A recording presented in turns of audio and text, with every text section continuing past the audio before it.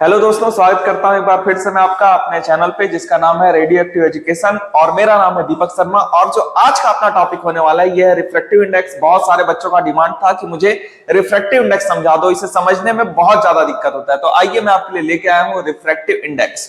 तो refractive index start करने से पहले हमारा जो पहला टॉपिक होगा उसका नाम है optical denser and optical rarer medium. तो आप इसे नोट करिए, optical denser medium and optical rarer medium।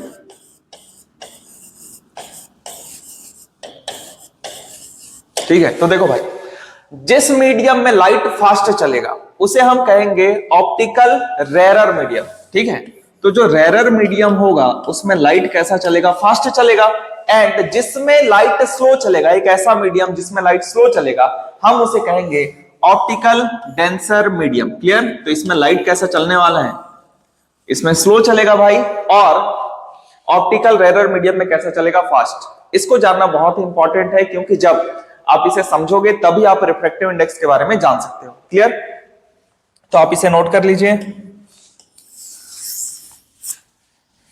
अब देखिए रिफ्रैक्टिव इंडेक्स, पहला फर्स्ट होगा आपका एब्सोल्यूट रिफ्रैक्टिव इंडेक्स। ठीक है, पहला जो अपना टॉपिक होगा ये होगा एब्सोल्यूट रिफ्रैक्टिव इंडेक्स। क्लियर? अब देखो, मान लो कि एक मीडियम है, सपोज इस मीडियम का नाम मैं रख देता हूं कबूतर। अब बोलोगे ये कैसा नाम है? ठीक है, कोई बात नहीं। मान लो कि इस मीडियम का नाम है के से कबूतर। कोई भी मीडियम हो सकता है भाइयों, ग्लास हो सकता है, एयर हो सकता है, मीडियम कुछ भी हो सकता है। कबूतर बोलने का मतलब है कि मीनिंग मीडियम कुछ भी होगा। ठीक है, लेकिन फिर भी चलो मैं कबूतर को हटा देता हूं। आप ऐसे समझो कि मीडियम कैसा है? के। क्लियर? मीडियम है के। और लाइट कहां से आया? तो लाइट आपका आया एयर से। क्लियर? लाइट कहां से आया? एयर से आया। अब लाइट आया एयर से और कौन से मीडियम में चला गया? तो के मीडियम में चला गया। क्लियर? लाइट, वापस सुनना, लाइट किससे आया? एयर से आया और गया किसमें? मीडियम के में। तो सिंपल सा, अगर कोई आपसे पूछता है कि व्हाट इज रिफ्रैक्टिव इंडेक्स, तो ध्यान से सुनना। रिफ्रैक्टिव इंडेक्स हम उस मीडियम का लिखेंगे जिसमें लाइट गया।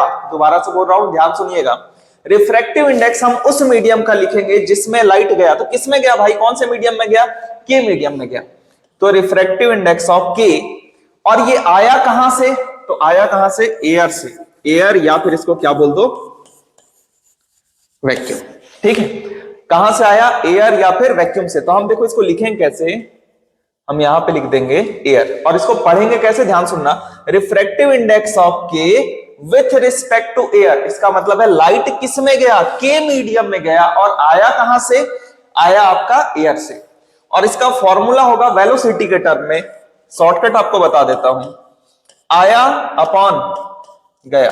अब ऐसे डायरेक्ट याद रख लो भाई, आया अपॉन गया। तो कहां से आया? किस मीडियम से आया? एयर वाले मीडियम से आया। तो velocity of light in air, या फिर इसको वैक्यूम बोल देता हूं, अपॉन किस में गया? तो देखो भाई के मीडियम में गया, तो वेलोसिटी ऑफ लाइट इन के medium. Clear? Velocity of light इन के मीडियम। और आप सबको ये पता होना चाहिए कि लाइट का स्पीड एयर या वैक्यूम में कितना होता है? c, जिसे हम डिनोट किससे करते हैं? c से। And what is value of c? ये होता है 3 × 10⁸ मीटर पर सेकेंड। इसलिए मैं velocity of light in air को मैं क्या लिख देता हूं? c लिख देता हूं अपॉन v के। तो ध्यान सुनो, अगर कभी भी लाइट एयर से आए या फिर वैक्यूम से आए तो उस समय पर हम रिफ्रैक्टिव इंडेक्स को कौन सा रिफ्रैक्टिव इंडेक्स बोलेंगे? एब्सोल्यूट रिफ्रैक्टिव इंडेक्स बोलेंगे। दोबारा सुनना, अगर लाइट एयर या वैक्यूम से आता है तो उस समय पर रिफ्रैक्टिव इंडेक्स कैसा कहलाएगा? Absolute refractive index. जैसे कि एक और एग्जांपल मैं लेता हूं। ठीक है, देखो, मान लो यहां पे है ग्लास। क्लियर? ये क्या है भाई? ग्लास। लाइट आया, कहां से आया भाई? एयर से आया, या फिर मैं इसे बोल देता हूं कहां से आया? वैक्यूम से आया। Clear? What is speed of light in vacuum और एयर? तो हम ऐसा मानते हैं c। What is c? 3 × 10⁸ metre पर सेकेंड। और लाइट चला गया किसके अंदर, ग्लास के अंदर। ग्लास के अंदर का वेलोसिटी कितना ले लेता हूं, वीजी। तो हम लिखेंगे इसे velocity of, sorry, refractive index of glass, क्योंकि इसमें लाइट गया और आया कहां से, एयर से। तो velocity, sorry, refractive index of glass with respect to air is equal to light आया अपॉन गया, वेलोसिटी ऑफ लाइट जहां से आया, कहां से आया भाई, एयर से आया। तो एयर में स्पीड कितना होता है, c होता है, और जिसमें गया तो हमने उसको कितना मान लिया, v g। लेकिन ध्यान सुनिएगा, बुक में क्या किया जाता है कि इस एयर को हम नहीं दिखाते, हम डायरेक्ट बस इतना लिख देते हैं, refractive index of glass is equal to c upon vg। तो अगर यहां पे कुछ भी नहीं लिखा हो, ध्यान सुनना मेरे दोस्तों, अगर यहां पे कुछ भी नहीं लिखा हो तो आपको यह समझ जाना है कि लाइट एयर से आया है या फिर वैक्यूम से आया है। और जब भी लाइट एयर या फिर वैक्यूम से आता है तो हम इसे कहते हैं absolute refractive index. Clear, note करिए इसे। अब नेक्स्ट होगा अपना रिलेटिव रिफ्रैक्टिव इंडेक्स। तो समझो इस चीज को, ऐसा तो होगा नहीं हमेशा कि लाइट एयर से आए, हो सकता है लाइट ग्लास से आए और किसके अंदर चला जाए, वाटर के अंदर, या फिर वाटर से आए और किसके अंदर चला जाए, ग्लास के अंदर। उस समय पर जो रिफ्रैक्टिव इंडेक्स होगा हम उसे कहेंगे रिलेटिव रिफ्रैक्टिव इंडेक्स। एक लाइन में अगर बताऊं तो अगर लाइट, ध्यान सुनिएगा, अगर लाइट एयर से नहीं आता, ठीक है, एयर से नहीं आता, एयर को छोड़ करके किसी भी दूसरे मीडियम से आता है, हो सकता है वाटर से आ रहा हो या किसी भी दूसरे मीडियम से, उस समय पर जो रिफ्रैक्टिव इंडेक्स होगा वो कहलाएगा रिलेटिव रिफ्रैक्टिव इंडेक्स। ठीक है, एग्जांपल के लिए देखो, मान लो ये है आपका ग्लास और यहां पर है आपका वाटर। क्लियर, वाटर को मैं W से दिखा देता हूं और इस मीडियम को G से दिखा देता हूं, ग्लास से। क्लियर है, मानिए कि लाइट आया किससे, ग्लास से। क्लियर है, लाइट किससे आया, ग्लास से आया, और किस में चला गया, तो ये चला गया भैया वाटर में, तो इसमें हम बोलेंगे गया। और आया कहां से, आया आपका ग्लास से। क्लियर, तो रिफ्रैक्टिव इंडेक्स किसका लिखा जाएगा, दोबारा पूछ रहा हूं मैं आपसे। तो देखिए, रिफ्रैक्टिव इंडेक्स जिसमें लाइट गया, किस में गया, तो लाइट गया वाटर में, तो refractive index sorry of water, और लाइट आया कहां से, ग्लास से। तो हम देखो इसको ऐसे लिखेंगे NWG। ठीक है, एन क्या चाहिए, रिफ्रैक्टिव इंडेक्स, और पढ़ेंगे कैसे इसको, refractive index of water with respect to glass. Clear, refractive index of water with respect to glass is equal to आया अपॉन गया। अगर ये कॉन्सेप्ट आप सीख गए हो ना, आया अपॉन गया, तो पूरा रिफ्रैक्टिव इंडेक्स आपको समझ में आ जाएगा। तो ध्यान से देखिए, आया कहां से आया भाई, ग्लास से आया, तो ग्लास में वेलोसिटी मान लेते हैं हम, कितना है, Vg, और वाटर में कितना है वेलोसिटी, Vw। तो मैं यहां पे लिख देता हूं Vg, velocity of light in glass upon velocity of light in water.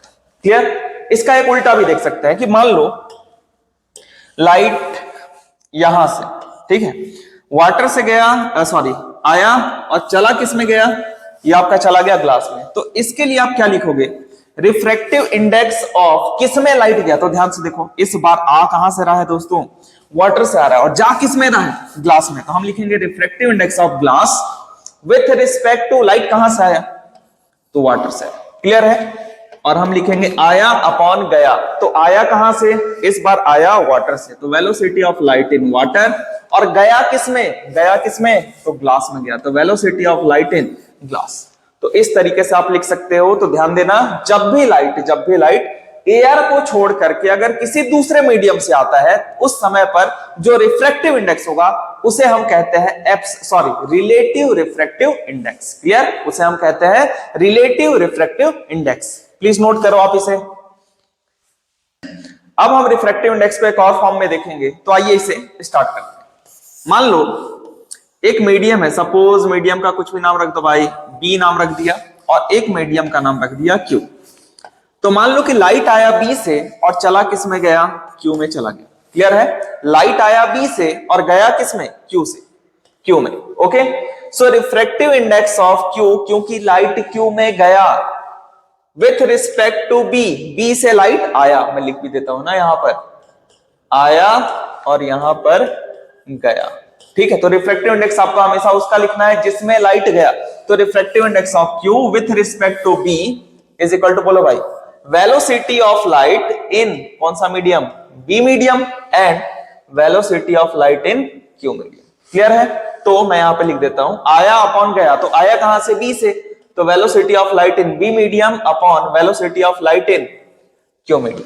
Clear है? सेम इसी तरीके से मान लो, ठीक है, सेम इसी तरीके से मानिए कि मान लीजिए लाइट इस बार आया कहां से?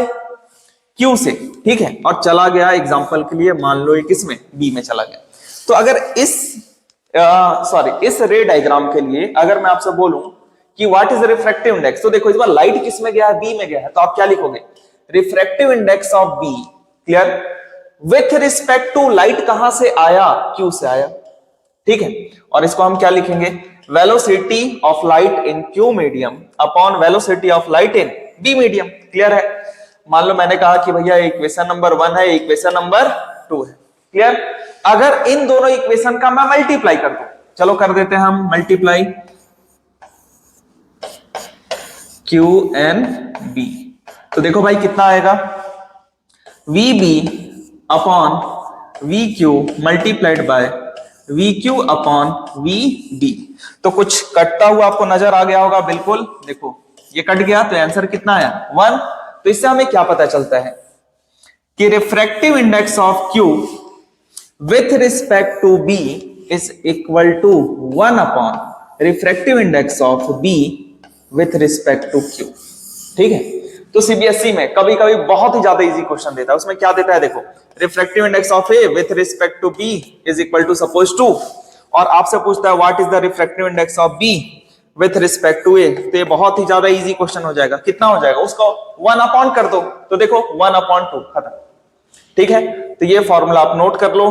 टोटल अभी तक हम 3 फॉर्म देख चुके हैं रिफ्रैक्टिव इंडेक्स का। अब हम रिफ्रैक्टिव इंडेक्स को देखेंगे वेवलेंथ के फॉर्म में। ठीक है, तो सबसे पहला आपको पता होना चाहिए कि वेलोसिटी इज इक्वल टू होता है वेवलेंथ इनटू फ्रीक्वेंसी। ठीक है, क्या होता है भाई? Velocity is equal to wavelength into frequency. Velocity को हम किससे दिखाते हैं? v से, वेवलेंथ को दिखाते हैं लैम्डा से, और फ्रीक्वेंसी को किससे दिखाते हैं? f से। क्लियर? अब मान लो कि एक मीडियम है k, दूसरा मीडियम है p। Suppose light p medium से आया और गया किसमें? k medium. क्लियर है? p मीडियम से आया और गया किसमें? k मीडियम में। तो हम लिखेंगे रिफ्रैक्टिव इंडेक्स ऑफ k। क्यों लिखा भाई k? क्योंकि k में लाइट गया, ठीक है, और आया कहां से? आया आपका p से, विथ रिस्पेक्ट टू p। तो हमने क्या सीखा था? vp upon vk। एक और शॉर्टकट बता देता हूं, देखो ये ऊपर का ऊपर और ये नीचे का नीचे, जैसे p ऊपर है तो p ऊपर आ गया, k नीचे है तो k नीचे आ गया। अब हम जानते हैं कि वेलोसिटी किसके इक्वल होता है? Wavelength into frequency. तो मैं लिख देता हूं भाई वेवलेंथ इनटू फ्रीक्वेंसी। अब यहां पे लिख देते हैं p और यहां लिख दिया k, लेकिन फ्रीक्वेंसी में मैंने ऐसा नहीं लिखा p और k। क्यों? क्योंकि आपको याद रखना है इस चीज को कि लाइट जब एक मीडियम से दूसरे मीडियम में ट्रेवल करता है तो उसका फ्रीक्वेंसी चेंज नहीं होता है। प्लीज इसे याद रखिएगा, बहुत ही इंपॉर्टेंट क्वेश्चन है ये, कि लाइट जब एक मीडियम से किसी दूसरे मीडियम में जाता है तो फ्रीक्वेंसी में कोई चेंज नहीं आता। 1 नंबर का ये क्वेश्चन आता है। क्लियर? तो फ्रीक्वेंसी से फ्रीक्वेंसी कट गया, तो फाइनल अपने पास आया वेवलेंथ के टर्म में lambda p upon lambda k। Clear? तो ये था अपना चौथा फॉर्म ऑफ रिफ्रैक्टिव इंडेक्स। तो हम रिफ्रैक्टिव इंडेक्स का देखेंगे 5th फॉर्म। ठीक है, तो 5th फॉर्म को समझने के लिए सबसे पहले मैं कुछ एग्जांपल ले लेता हूं। मान लो ये अपना है 5th फॉर्म, और इसको एग्जांपल समझते हैं।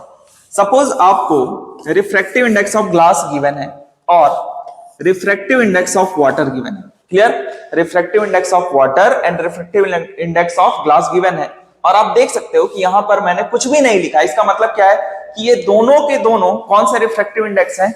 ये दोनों आपके हैं एब्सोल्यूट रिफ्रैक्टिव इंडेक्स। ठीक है, एब्सोल्यूट रिफ्रैक्टिव इंडेक्स। क्लियर है?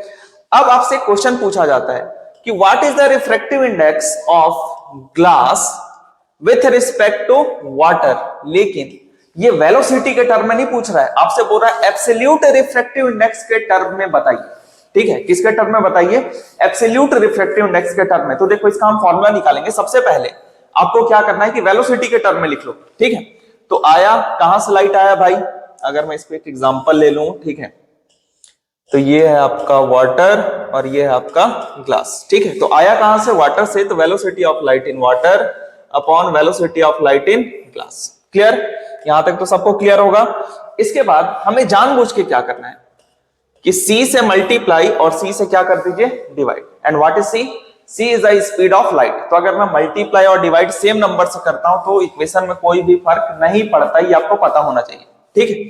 अब ध्यान से समझिए, अगर मैं इन दोनों को एक साथ कंबाइन ले लूं, C अपॉन VG, ध्यान से देखना ना भाई, C upon VG whole upon, ठीक है, होल अपॉन, देखिएगा क्या मैं इसे ऐसा लिख सकता हूं, C अपॉन VW। ध्यान से देखो, अगर इसको मैं सॉल्व करूंगा तो क्या ये वापस से ऐसा ही तो बन जाएगा, ठीक है। इस वजह से जानबूझ के मैंने C से मल्टीप्लाई और क्या कर दिया? डिवाइड। अब यहां पर आपको पहचानना है, देखो इसको ध्यान से देखो, ये किसका फॉर्मूला है?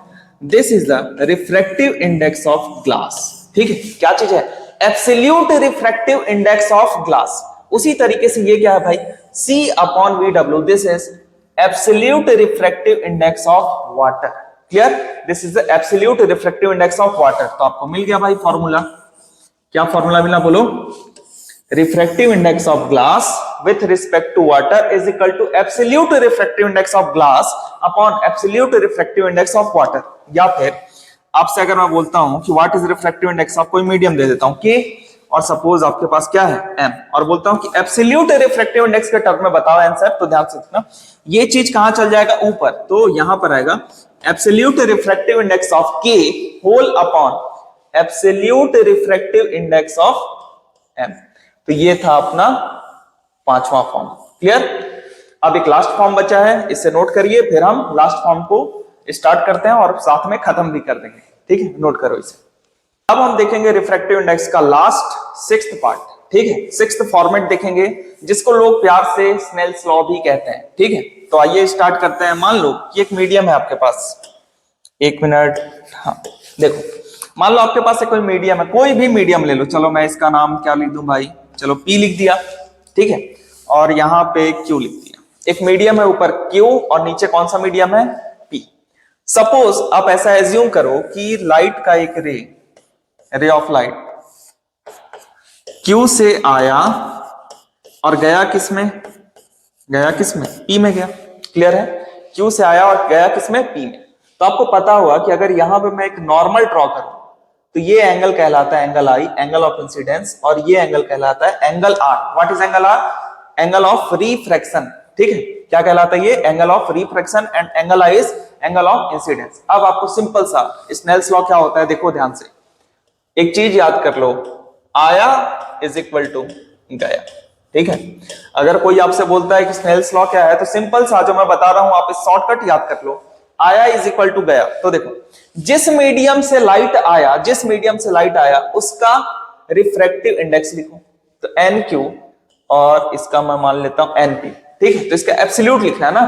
तो जिस मीडियम से लाइट आया, कौन से मीडियम से आया भाई? Q मीडियम से आया, तो refractive index of Q into sine I is equal to जिस मीडियम में लाइट गया उस मीडियम का refractive index NP into sine R।